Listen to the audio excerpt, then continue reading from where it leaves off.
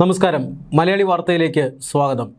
American സമ്മർദ്ദത്തിന് വഴങ്ങി India Russian എണ്ണ വാങ്ങുന്നത് നിർത്തിയെന്ന തരത്തിലുള്ള ചില പ്രചരണങ്ങൾ കഴിഞ്ഞ കുറേ നാളുകളായി ഉണ്ടായിരുന്നു. കേരളത്തിൽ ഈ പെട്രോളിയം ഉൽപ്പന്നങ്ങളുടെ വില വർധനവ് സംബന്ധിച്ചൊരു അടിയന്തര പ്രമേയം കേരളത്തിലെ പ്രതിപക്ഷ നേതാവ് ശ്രീ പിണറായി വിജയൻ കൊണ്ടുവന്നിരുന്നു. ആ അടിയന്തര പ്രമേയത്തിന് അനുമതി സ്പീക്കർ നിഷേധിക്കുന്നു. അതിനുശേഷം പിണറായി വിജയൻ നടത്തിയ വോക്കൗട്ട് പ്രസംഗത്തിലും അദ്ദേഹം എടുത്തു പറഞ്ഞ ഒരു കാര്യമുണ്ടായിരുന്നു. നേരത്തെ വിപണി വിലയിൽ നിന്നും ഏതാണ്ട് 40% ഡിസ്കൗണ്ടഡ് റേറ്റിനാണ് റഷ്യയിൽ നിന്നും ഇന്ത്യ എണ്ണ വാങ്ങിക്കൊണ്ടിരുന്നതത്രേ. ഇപ്പോൾ അമേരിക്കയുടെ സമ്മർദ്ദത്തിന് വഴങ്ങി റഷ്യയിൽ നിന്നും എണ്ണ വാങ്ങാതിരിക്കുന്നത് പ്രതിസന്ധിക്ക് കാരണമാക്കി എന്നൊക്കെ അദ്ദേഹം നിയമസഭയിൽ പ്രസംഗിക്കുന്നത് കണ്ടു. അതായത് റഷ്യൻ എണ്ണയോട് വലിയ രീതിയിലുള്ള ഉപരോധം അത് അമേരിക്ക ഏർപ്പെടുത്തിയെന്ന കാര്യത്തിൽ തർക്കമൊന്നുമില്ല. ഇപ്പോൾ ഈ അന്താരാഷ്ട്ര എണ്ണ വിപണിയിലെ അനിശ്ചിതത്വങ്ങൾ കാരണം ചില ഇളവുകൾ അമേരിക്ക നൽകുകയും ചെയ്തിട്ടുണ്ട്. അത് ഇന്ത്യക്ക് അമേരിക്ക നൽകിയ അനുവാദം എന്ന രീതിയിൽ വ്യാഖ്യാനിച്ചുകൊണ്ടാണ് ഇപ്പോൾ ഇത്തരത്തിലുള്ള പ്രചരണങ്ങൾ നടക്കുന്നത്. അതായത് അമേരിക്ക പറയുന്നത് പോലെയാണ് ഇന്ത്യ എണ്ണ വാങ്ങുന്നതെന്നും റഷ്യയിൽ നിന്നും എണ്ണ വാങ്ങുന്നില്ല എന്നുമൊക്കെയുള്ള ആരോപണങ്ങൾ വന്നു. എന്നാൽ ഈ കഴിഞ്ഞ മെയ് മാസത്തെ കണക്കുകൾ പുറത്തു വരുമ്പോൾ ഇന്ത്യ റഷ്യയിൽ നിന്നും എണ്ണ വാങ്ങിക്കൂട്ടി എന്ന കണക്കുകളാണ് ഇപ്പോൾ പുറത്തു വരുന്നത്.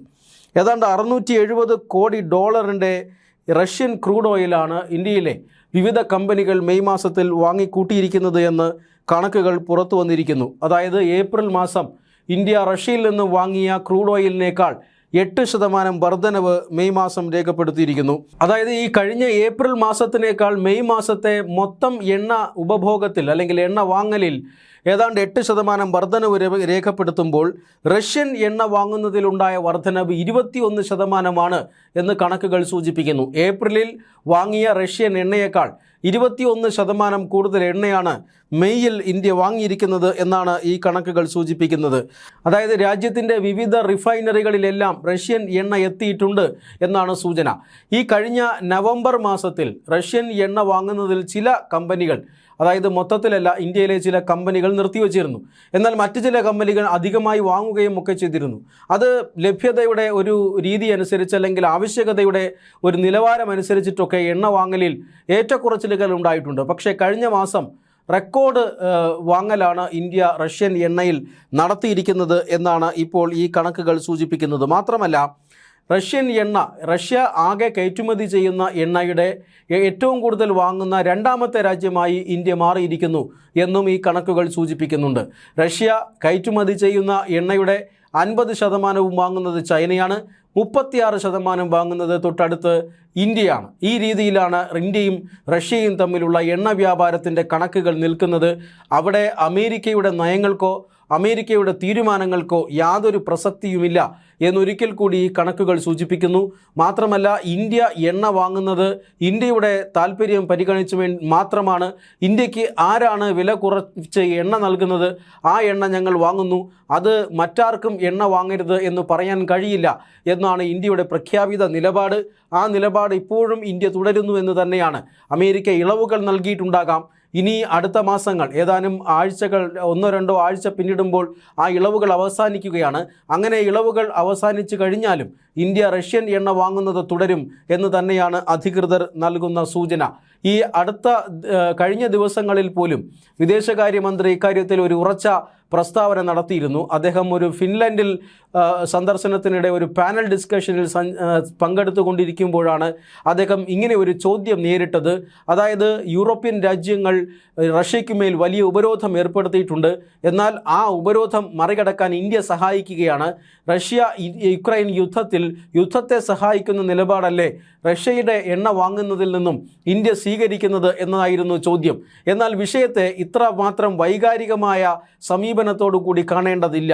ഇന്ത്യ ലോകത്തിലെ ഏറ്റവും വലിയ ഒരു എനർജി കൺസ്യൂമറാണ്. അതുകൊണ്ട് തന്നെ ഇന്ത്യക്ക് ആവശ്യമുള്ള എണ്ണ എവിടെയാണോ വില കുറച്ച് കിട്ടുക അത് വാങ്ങാൻ ഇന്ത്യ പ്രതിജ്ഞാബദ്ധമാണ്. അതുമാത്രമാണ് ഇതിലെ കാര്യം, മറ്റൊന്നുമല്ല. അതായത് റഷ്യൻ എണ്ണയിലേക്ക് ഇന്ത്യ എത്തിയത് അതൊരു പരിധിവരെ യൂറോപ്യൻ രാജ്യങ്ങൾ കാരണമാണ്. കാരണം യൂറോപ്പ് യുദ്ധത്തെ പിന്തുണയ്ക്കുന്നുണ്ട്. യൂറോപ്പ് യുക്രൈനിന് ആയുധങ്ങൾ നൽകുന്നു. ആ ആയുധം ഉപയോഗിച്ചുകൊണ്ട് യുക്രൈൻ റഷ്യയെ ആക്രമിക്കുന്നു. യൂറോപ്പ് നൽകുന്ന ആയുധങ്ങൾ ഉപയോഗിച്ചുകൊണ്ട് ഇന്ത്യ പോലും ആക്രമിക്കപ്പെടുന്നുണ്ട്.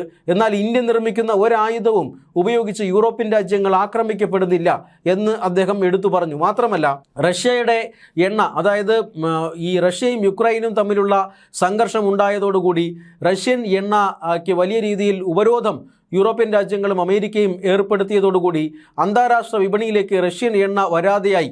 അതുകൊണ്ട് തന്നെ ഇന്ത്യയെപ്പോലെയുള്ള രാജ്യങ്ങൾ റഷ്യയിൽ നിന്ന് വാങ്ങണം എന്ന ഒരു രീതി വന്നത് അമേരിക്കയുടെ ഒരു അഭിപ്രായത്തിൽ നിന്നാണ്.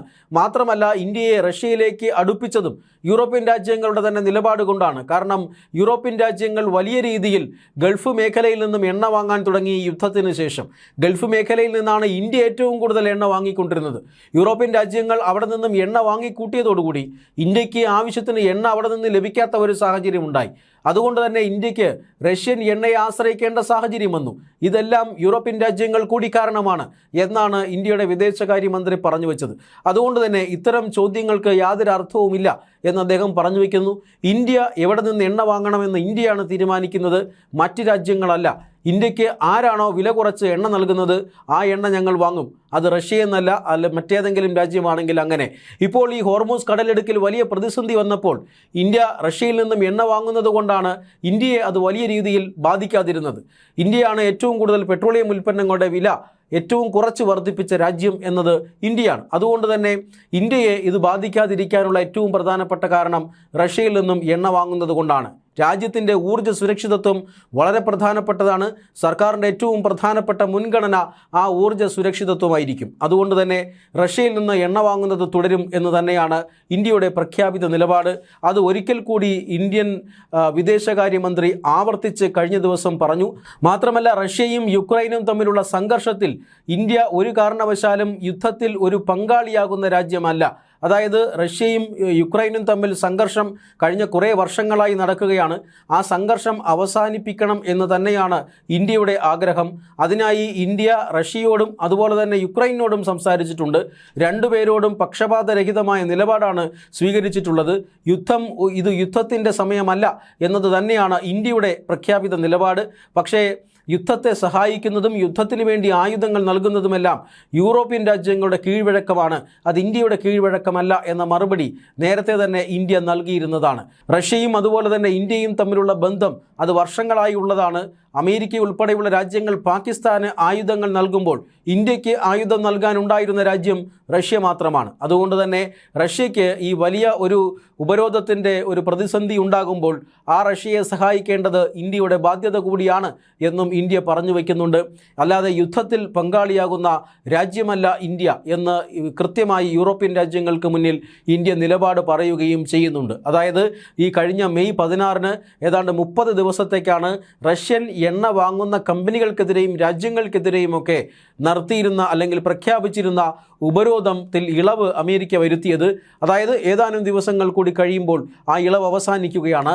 ഇളവ് അവസാനിച്ചാലും ഇന്ത്യ റഷ്യയിൽ നിന്നും എണ്ണ വാങ്ങൽ തുടരും എന്ന് തന്നെയാണ് കണക്കുകൾ സൂചിപ്പിക്കുന്നത്.